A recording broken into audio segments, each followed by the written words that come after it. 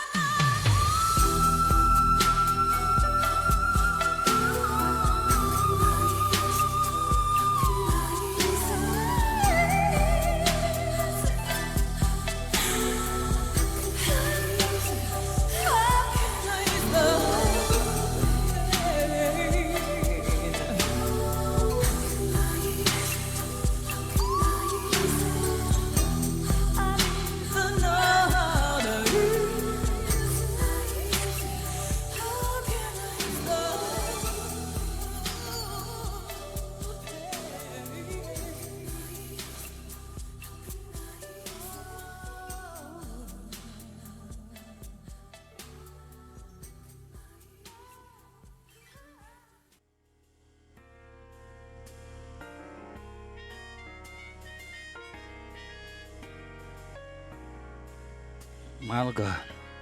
Every time I hear that song, I just my Lisa, that song is amazing. It's like all these years later, is still slamming. Have you ever thought to do anything with it? What is that? Oh, um, I'm not sure. I'm hoping maybe.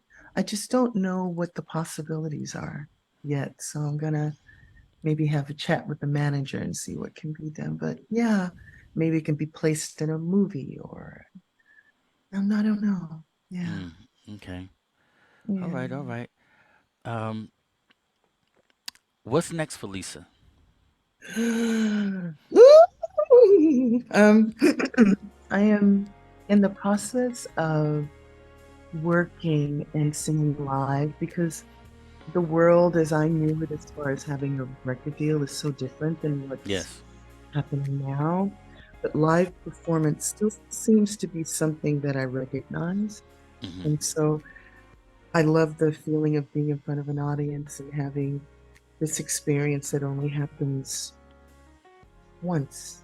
Yes. Once that time passes, even though you may sing the same songs in the future, you never sing it the same way. Your body doesn't feel the same. Your experiences are different. Mm. It's a different day. There might be a full moon. It may be winter. It may be, so many things. So I always feel like even though we repeat things, it's never truly repeated in the scope Hmm. of time, the gift of time. And so to be able to spend time with an audience and have a set list and just share music and stories and reactions is kind of what I've been breathing for.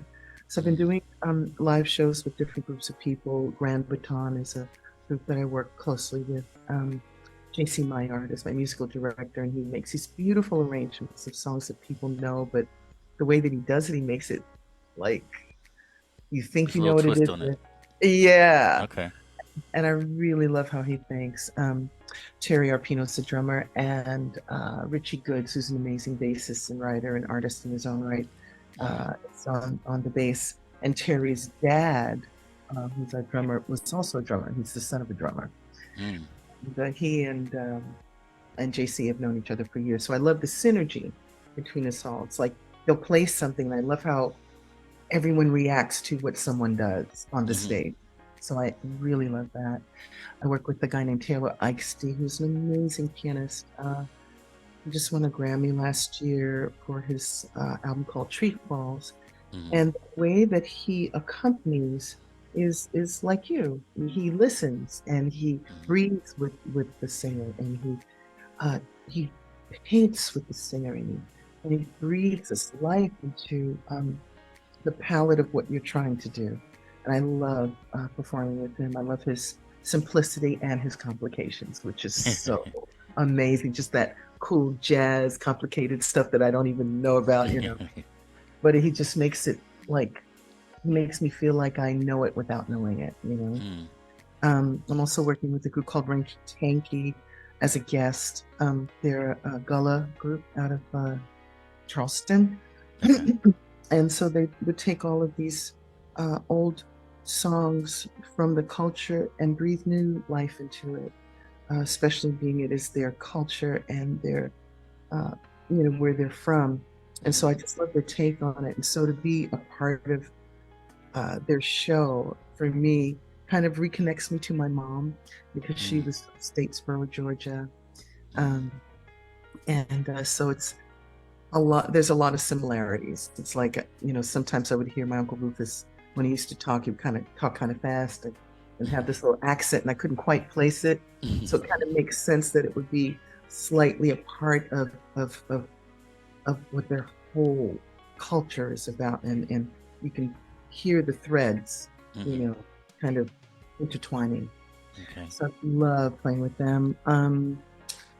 I'm home recording with JC, and I'm just trying to rebirth myself because when I think about how can I use the pain, it's about 31 or 32 years old. Yes. Yes. And it's a grown woman now. with kids. Right. Yes, yes, yes. So it's like now that I'm going to be 65 this year, God willing, and Hmm. I am just looking forward to the next chapter of possibilities, you know. Yes. So the, the the the list of musicians you named that are working with you, how long have they been working with you in your live performances? Oh, yeah, Grand Baton, JC and Rich. Well, JC has been since 2012, Okay. and Terry as well, Terry Arpino as well.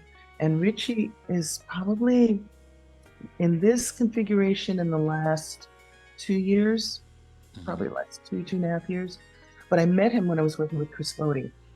Okay. Um, we were on the road, and I just fell in love with him. I loved his whole temperament, his whole way of approaching the bass, and Hmm. uh, his seatedness in the instrument without, giving you enough uh, bottom and carriage without overshadowing what you do. And Hmm. he's just a lovely musician. Yeah. So has has it been a challenge for you to since you've launched your solo career per se? Because I've known you know you same with Luther and Shaka and Mick Jagger and the list goes on. But since you've launched your solo career, has it been a challenge for you to maintain that certain vibe within group of musicians and singers, or have you been able to just be have they just stayed with you throughout the years? How has that gone for you? It's been a beautiful process because I kind of feel like, you know, I'm giggling because I know God has a sense of humor. And so it's interesting what paths he puts me on, right? Mm-hmm. Um, so it's, I never, how can I put this? I can never foresee what's coming. I can always go, gee, I would love to work with that one, love to work with this one, love to work with that one. But Mm-hmm. as far as what comes, I just take I go on the path that's given. And all the strings, when I think about Luther, when I think about the crystals, when I think about the foundation of rock and roll and just all the beautiful Black musicians and voices that have Mm-hmm. contributed to what that is, and then I look at the stones and I go, they've drawn from that same trough, you know, and they've um, really honed it into something that has worked really well for them Mm-hmm. and that people love and enjoy. Um, and so after a while, for me, it almost feels as though the colors within music have more to do with the music than the people. Mm. It's it's Mm-hmm. it's when I think about radio and just how people listen to voices on the radio, um, you're not seeing anything.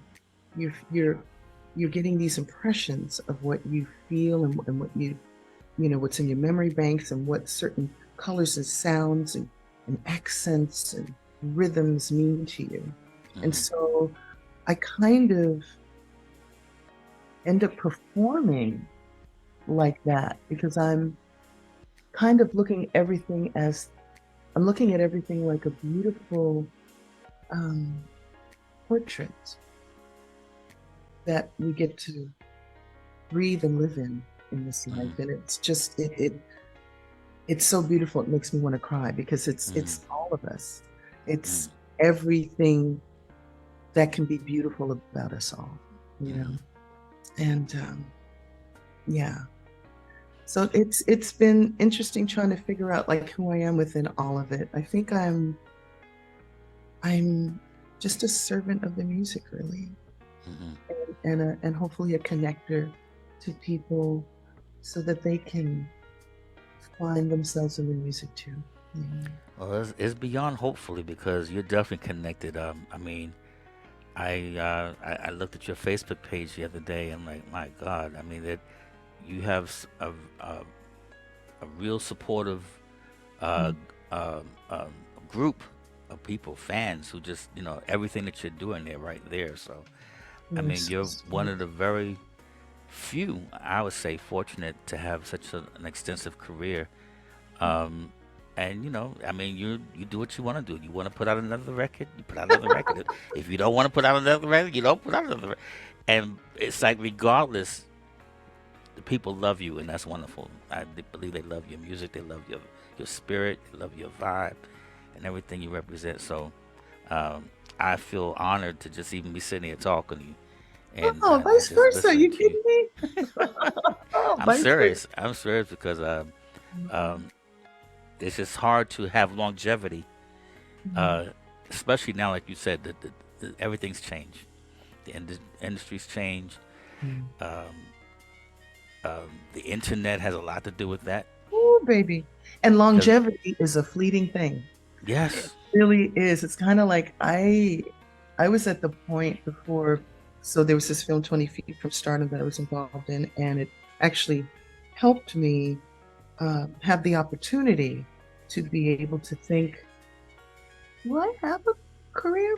Do I have one? I don't know. You know, because okay, imagine, I'm in my 50s, I'm working with the Stones, my body's changing, I'm getting older, mhm, I'm embracing that, but a lot of people don't want to be reminded that's of true. being older. And so I was getting to that scary point of like, so am I going to be eating cat food for the rest of my life? If I quit my job, can I retire? Do I want to Mhm. retire? And I said, nah, Right. retire. I love what I do. Hmm. But then the film came along, and then people kept asking me, do you have a band? We want to book you, and blah, blah, blah. And I was like, light went on. I was like, this, again, Hmm. God putting things in the path, right? And Hmm. you choose whether to walk the path or not. And I thought to myself, I've been with the Stones for 25, almost, 26 years. Hmm. And it's like family. It was really difficult for me to make the decision to choose myself over what I considered my uh, emotional and musical responsibility of caring for the souls that I sing for, because I Hmm. really care about them being okay. Yeah, yeah, yeah. And not that, what I do is just so earth shattering that if I left, it's not like they're not going to be okay. But in my mind, I felt like if whatever I do, I'm going to do the best I can and be as supportive and as loving and as, just as giving as I can. That's what I love to do. Yes, yes. So once I got to that point, I was like, hmm, I need to follow this path, even though it's going to be painful to go, you Hmm. know, Hmm. because I had to kind of choose between my own dates and their dates, and it started to crash. Mm. And so the promoters were like, well, you can't be serious about your career if you're, just going to drop your life for the Stones. I mean, I know it's Stones, but still. And I was like, oh, wow. They think that I could be as important. My life might be just as important. So it was kind of Yeah, I'm my, sure that was difficult yeah, to make yeah, that decision, yeah. but you made the right one. You I have think to, so. you gotta have, Yeah, you have to must be happy for you. I am. They That's are. good. Yeah. Hmm. Well, I'm just gonna ask two more things of you. Okay. One, could you sing something for everyone? Could you sing something for me? Yes, Jesus loves me. Yes, Jesus loves me. Yes, Jesus loves me.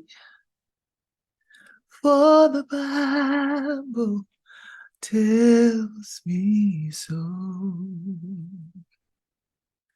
Jesus loves me. This I know. For the Bible tells me so. Little ones who him belong, they are weak, but he is strong. Yes, Jesus loves me. Oh, yes, Jesus loves me. Yes, Jesus loves me. For the Bible tells me so. All right. Miss Lisa Fischer, y'all. Miss Lisa Fischer with that beautiful angelic voice. Oh boy. I love You know, you. if I wanted to be greedy, I could have sat there and I could have played with you all day. I love, I, I just love you, Lisa. You're a superb artist, and we're blessed as America to have you as an artist and to share your gift with all of us. What a beautiful experience. Lisa, tell us before you go. Tell us where we can find your music, whatever you're working on, your itinerary coming up, where your fans can support you, show up at your uh, wherever you are, and just overtake, overwhelm wherever you are. Just take over. And say we want to hear Lisa. So yeah, just give us all that information right now. All right. So I'm on Instagram, Hmm. Lisa Fischer with a C. So it's Fischer with Hmm. a period after each letter. Okay. So L dot I dot S dot and so on. Hmm. And from there, you can click on I think it's a beacon icon, and it will have a list of all shows. There's also a website, lisafishermusic.com, and I'm also on Twitter, Hmm. uh, Lisa Fischer Sings, and what else am I? Oh, I'm on Facebook. Yes, Lisa you Fischer can't. Sings. No, you forget that. I can't forget that. And I should have some upcoming shows between now and December in the States. I'll be going to Hong Kong, working at the Cafe Carlisle there with Taylor Eichstein. Hmm. And I have a few more shows this year with Ranky Tanky, a few more shows with Grand Baton, and a couple of private dates as well. So I'm excited. Okay, Yeah. you should be. That's Yeah. good. All right, Lisa, this has been wonderful. I'm gonna try to catch you somewhere here in New York. Please. I'll just try to. I guess you post all of that on your Facebook page, right? Yes. Okay. Yes. Bring I'll mom. Bring mom. yes, I will. I Yeah. will. And we're definitely going to catch you. Lisa, this has been wonderful. I thank you. I thank you from the bottom of my heart. This has been such a blessing. And Yeah. uh, I'll let you know when the show airs, okay? All right. All right, baby. So I love I love you. you too. God bless you. We'll be talking soon. All right, my angel. All right. Bye. Bye. Lisa Fischer, ladies and gentlemen. Um, she's had a phenomenal career so far and still going strong, as you can see. So, um, I want to play something. She's inspired me, so I think I want to play a little something that I did. Did a little song called Let's Keep It That Way. Let's listen to that. This song goes out to those of you who have someone special in your life. Woo! Yeah, yeah. Listen, now's a good time to let them know how much you care and how much you love them. Yeah, yeah, yeah.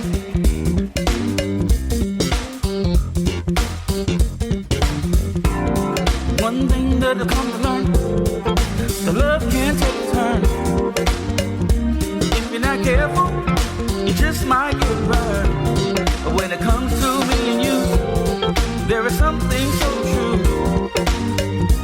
I just know that our love will come through. I know you love me. Let's keep it that way. Keep it that way. And you know I love you. Let's keep it that way.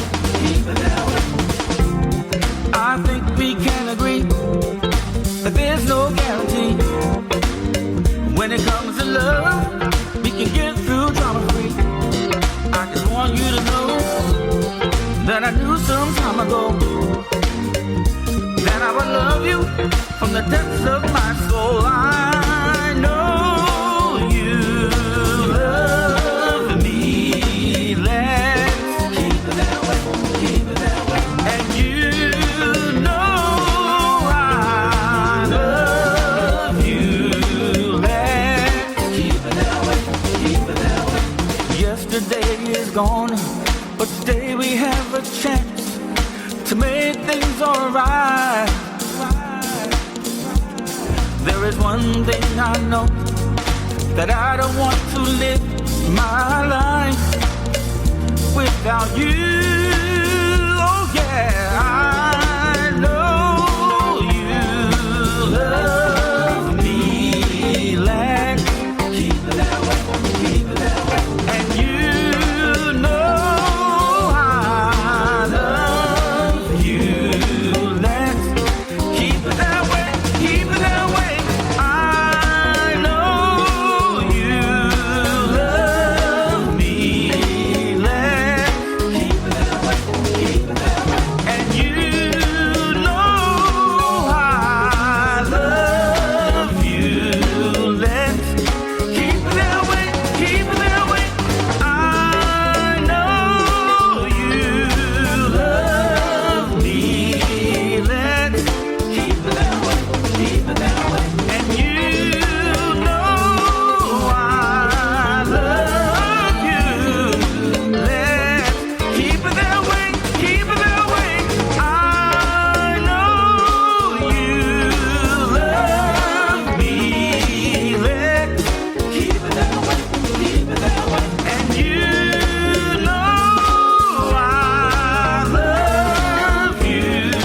Let's keep it that way, keep it that way. Woo! Oh yeah. Keep it that way, keep it that way.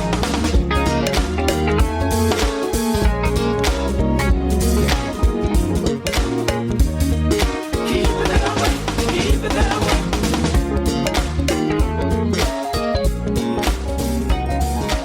Welcome back. So I guess that's gonna do it for today's show. Um,